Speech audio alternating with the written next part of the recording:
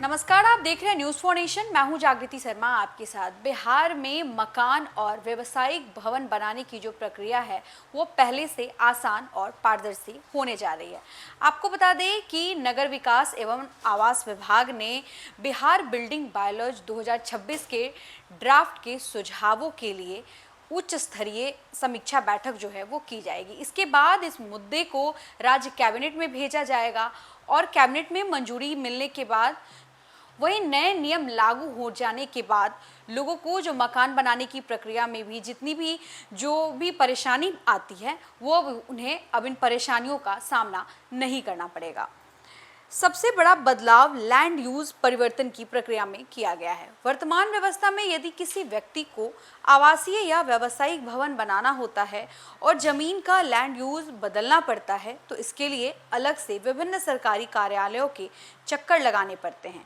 इस प्रक्रिया में काफी समय और पैसा खर्च होता है, जिससे कई परियोजनाएं वर्षों तक लंबित रहती है। प्रस्तावित बिहार बिल्डिंग बायलॉज 2026 के अनुसार यदि किसी भवन का नक्शा सक्षम प्राधिकारी द्वारा स्वीकृत कर दिया जाता है तो उसी के साथ संबंधित जमीन का लैंड यूज परिवर्तन भी स्वतः स्वीकृत माना जाएगा। यानी लोगों को अलग से एनओसी या अन्य अनुमति लेने की आवश्यकता नहीं होगी। इस व्यवस्था से भवन निर्माण प्रक्रिया काफी सरल हो जाएगी और प्रशासनिक देरी भी कम होगी। नगर विकास विभाग का मानना है कि इस बदलाव का सबसे बड़ा लाभ पटना और आसपास के क्षेत्रों में मिलेगा। अनुमान है कि वर्तमान में 2300 से अधिक आवासीय परियोजनाएं केवल लैंड यूज परिवर्तन की जटिल प्रक्रिया के कारण अटकी हुई है। नए नियम लागू होने के बाद इन परियोजनाओं को तेजी से मंजूरी मिलने की संभावना है, जिससे रियल एस्टेट सेक्टर को भी नई गति मिलेगी। ड्राफ्ट में यह भी प्रस्तावित किया गया है कि मास्टर प्लान के तहत आवासीय, व्यावसायिक और संस्थागत गतिविधियों को अधिक लचीले तरीके से संचालित करने की अनुमति दी जाएगी। इससे शहरों का नियोजित विकास आसान होगा और जरूरत के अनुसार भवनों का उपयोग भी अधिक व्यवहारिक ढंग से किया जा सकेगा।